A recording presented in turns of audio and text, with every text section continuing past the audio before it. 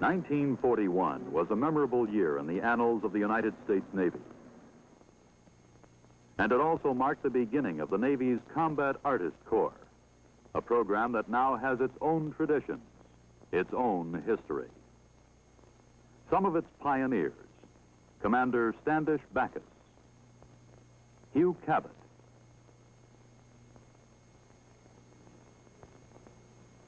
and Commander Griffith Bailey Kowali, the first official Navy artist on active duty. And since there have been many others that through their creative dexterity have truthfully recorded those vivid points in time that make history. Because of this effort, millions of people in America's towns and cities have had the advantage of viewing the full spectrum of Navy history over the past quarter century. Reminders from the past: Midway, Coral Sea, Tarawa, Salerno and Omaha Beach, Seoul, the Yalu River, and today, the strange names of Southeast Asia: Chulai, Da Nang, Na Bay. In 1964, the program added a new dimension by utilizing the talents of non-military artists. And this is how one combat artist tells his story. The point in time, May 1967, on the flight deck of the veteran carrier USS Hancock off the coast of Vietnam. To me, the most unforgettable feature of carrier operation is the fantastic number of men required behind the scenes. With 900 men directly engaged in air operations, many hundreds more below deck seldom see this hustling deck activity.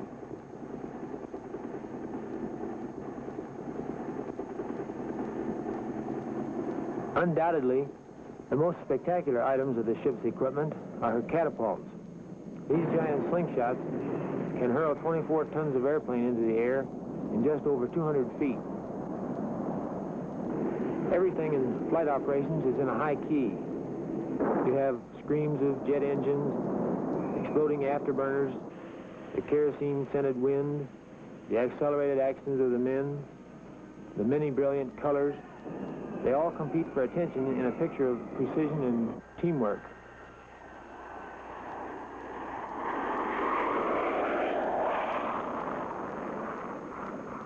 With each launch, mission responsibility is focused on a handful of men with the job of disrupting southward flow of enemy war supplies.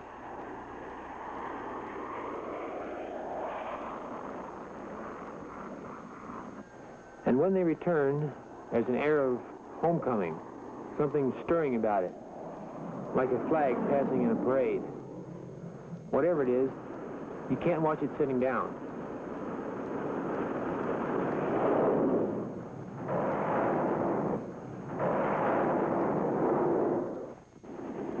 Point in time, 800 feet over the Rung Sap, one of the nastiest jungles in the world. This 400 square mile area, lying between Saigon and the sea, is a treacherous network of dense jungle and waterways, and the site of extensive Viet Cong activity.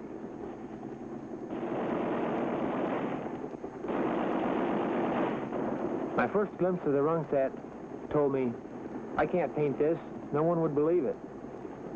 Because from the air, this twisting maze of waterways looks more like a medical illustration than Tideland's geography. The principal waterway, the Long Tao River, is a 45-mile lifeline to Saigon and to South Vietnam itself.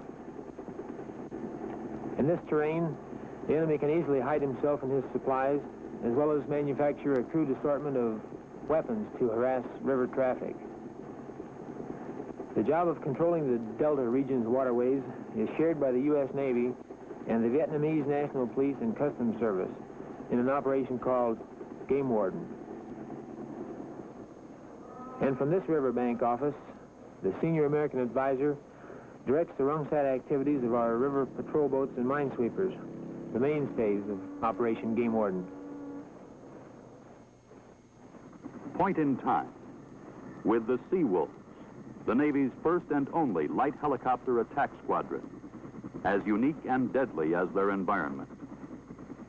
Here at the Na Bay Naval Base on the fringe of the Rungsat, as well as from ships deployed throughout the Delta, these small gunships give Operation Game Warden the quick reaction firepower to counter Viet Cong activity.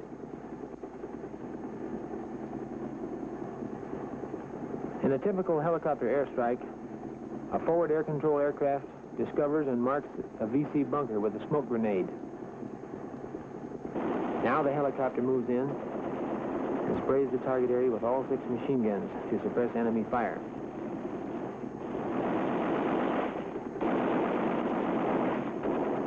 This allows the pilot to aim and launch the helo's primary firepower, a total of 14 devastating 2.75 rockets.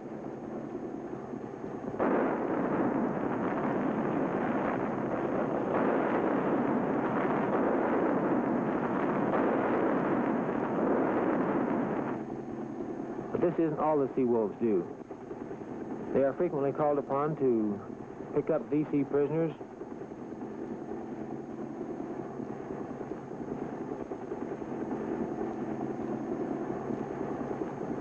or, as you see here, they often serve as artillery spotters.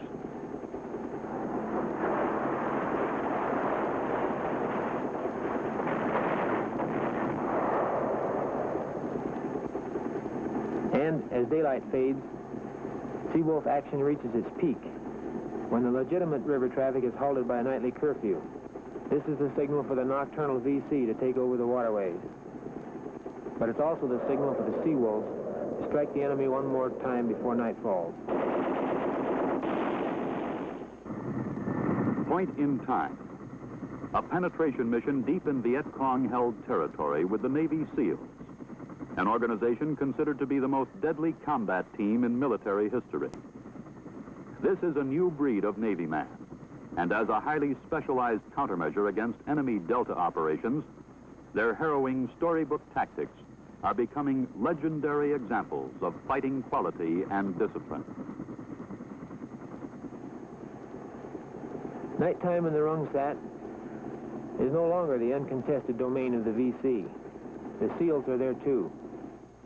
Mobility, stealth, highly developed self-control, and refined covert tactics are their fighting tools by which they gather the vital information necessary to counter daily enemy activity.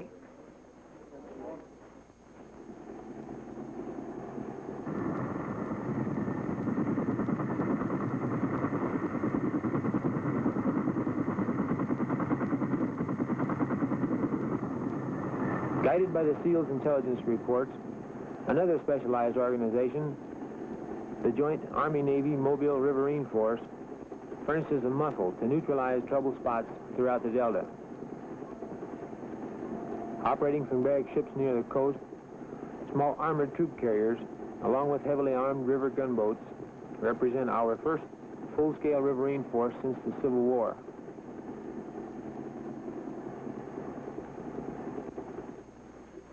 Point in time. The Marine Corps Air Station, Chu Lai, with one of the Air Force Tactical Air Control units. These small, highly maneuverable O-1C aircraft are fittingly called bird dogs, in the sense that they seek out and pinpoint targets with smoke rockets as a guide to attack aircraft. Forward air control is an essential ingredient in performing close air support for ground forces, since today's high-velocity aircraft does not permit the pilot adequate time for target identification. Once the target is marked, the bird dog must quickly make an exit to make way for the Phantom jets attacking with 750-pound bombs.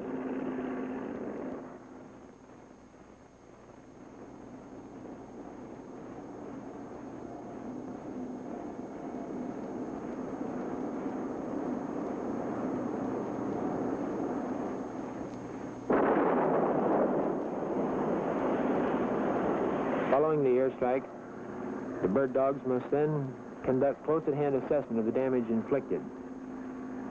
Dozens of patched bullet holes in these small aircraft attest to the danger of this phase of the air controller's job. Point in Time, with our combat artist at Marine Air Group 13, July, the staging area for supersonic Phantom jets that perform the important role of close air support for Marine ground troops throughout Vietnam's northern provinces. You don't simply climb into the world's fastest, most high-performance military jet and go for a joyride. Before you can get close to the airplane, it takes days of indoctrination, ejection seat drills, decompression chamber and physical qualification clearance, and jungle survival training.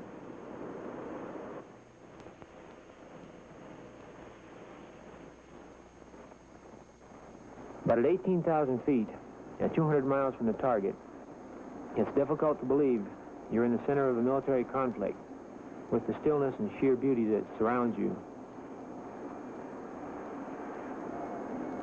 Even the familiar demilitarized zone, the center of bitter fighting, looks peaceful below.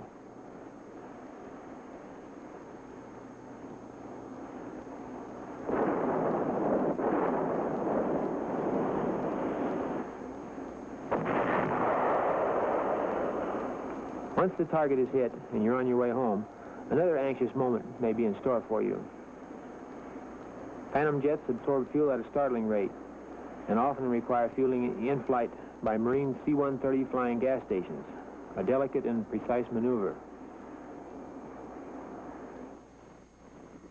Point in Time, with a medevac crew in Vietnam's rugged Central Highlands, where heavy-duty UH-34 helicopters serve as a vital lifeline by supplying beleaguered Marines with food, water, and ammunition.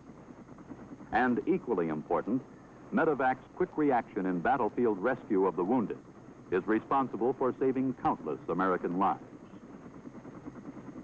The UH-34, the Marines' workhorse, is basically unarmed and stripped for action to get in and out of emergency conditions on the ground. Working in pairs, one armed helicopter remains aloft to suppress enemy ground fire as a protection for the vulnerable hover or landing phases during emergency medevac or resupply.